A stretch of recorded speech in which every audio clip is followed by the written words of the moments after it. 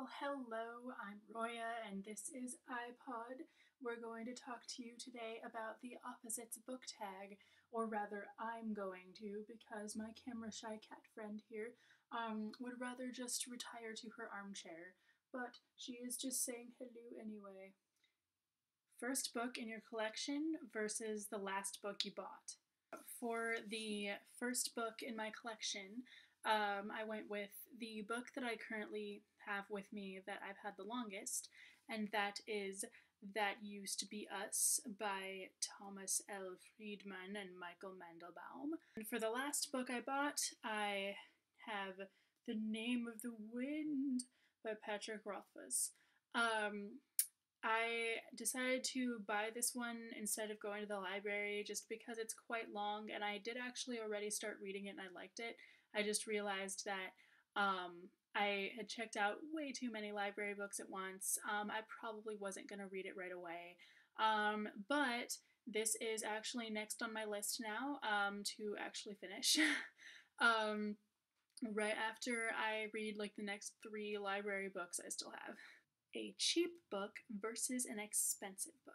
Cheap book, I decided to go with one that wasn't free, as a large portion of the books I have were in fact free. So this is Stephen Hunter's Point of Impact.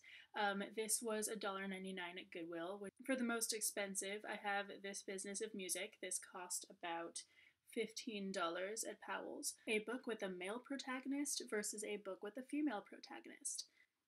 So this was kind of tricky, as it seems that most of the books I own actually have both a male protagonist and a female protagonist, but I was able to pick one anyway. A book with a male protagonist, this is Neverwhere by Neil Gaiman, and a book with a female protagonist is Sue Grafton's P is for Peril. A book you read fast and a book that took you too long to read. This is all relative because in reality it didn't take I really don't take that long to read any books unless they're just really boring. And if they're really boring and it seriously takes me that long to get through them, I don't actually end up keeping them. So here we have The Last Unicorn that I think I read the whole thing on just one plane flight, so that's like not even a day. Here we have The Dog in the Dark by Barbara J.C. Hendy, and this is really all relative, like I said.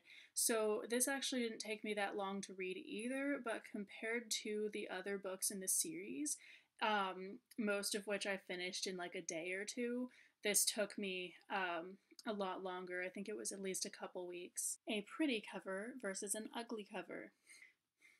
For a pretty cover, we have Die Magier von Montparnasse. This is the most fucking beautiful cover I've ever seen in my life. Well, not quite, but I was actually really tempted to use the cover of my own book as this, but that would be cheating. This pretty matching bookmark. It's so awesome. I have The Forgotten Garden by whoever the heck it's by, Kate Morton. Now this cover is not really that, it's not like ugly or anything, but it's just not that exciting. I mean, I don't know if you can see the details, but it's kind of a weird artwork that's not really, I don't know, the colors are a little bit drab. I don't know, I just don't find it very exciting.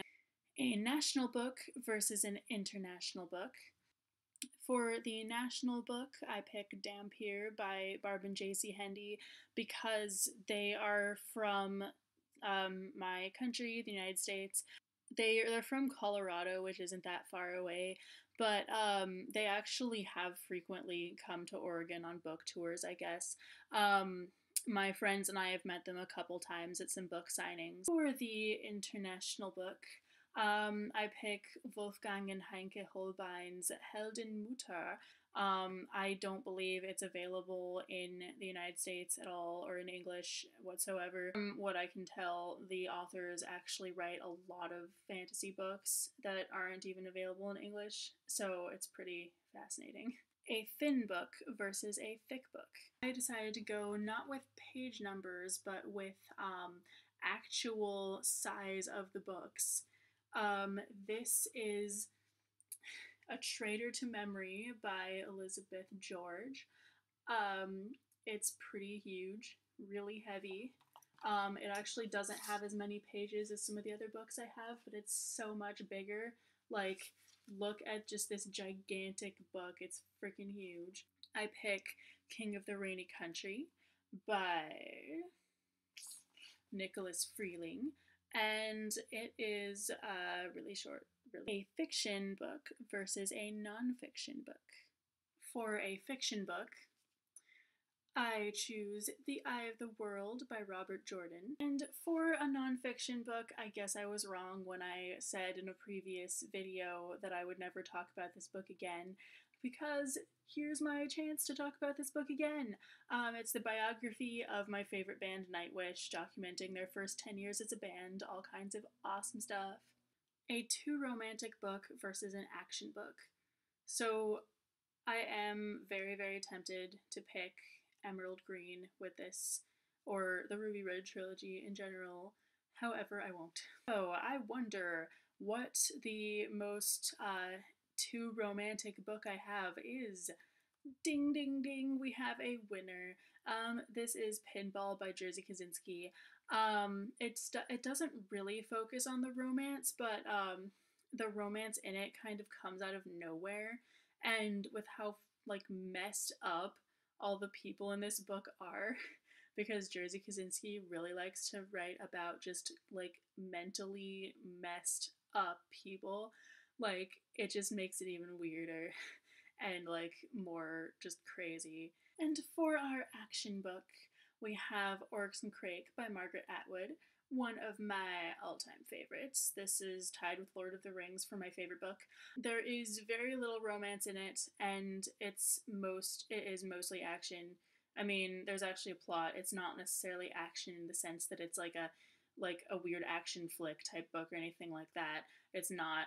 But I mean, there's all this, there is some stabbing and some shooting and some apocalypse and stuff like that. And our last question, a book that made you happy versus a book that made you sad. This was the easiest question to answer out of all of them for sure. This book, The Anansi Boys by Neil Gaiman, made me very happy. It is a beautiful book. It is really kind of upbeat the whole time, like really, I mean, it's not like painfully happy or anything like that. Like, there's still plenty of conflict in it, but it's not tragic at all. Like, there isn't that much that's tragic. Everything kind of comes to a nice happy conclusion, like throughout the book and at the end. And the book that made me sad, obviously, if you've read this, you can imagine why, because it probably made you sad too. This is A Game of Thrones, the first book in the Song of Ice and Fire series. And obviously, if you've seen the show Game of Thrones, I'm sure you've seen the first season and you probably know what happens. And it probably made you sad, because it is very sad. Actually, the whole series is really sad because everyone kind of dies, like most people. But honestly, this one makes me the saddest for sure. Hope you enjoyed this Opposites Books tag. I will put a link to the original video in the description if I can find it. And have a fabulous day. Bye!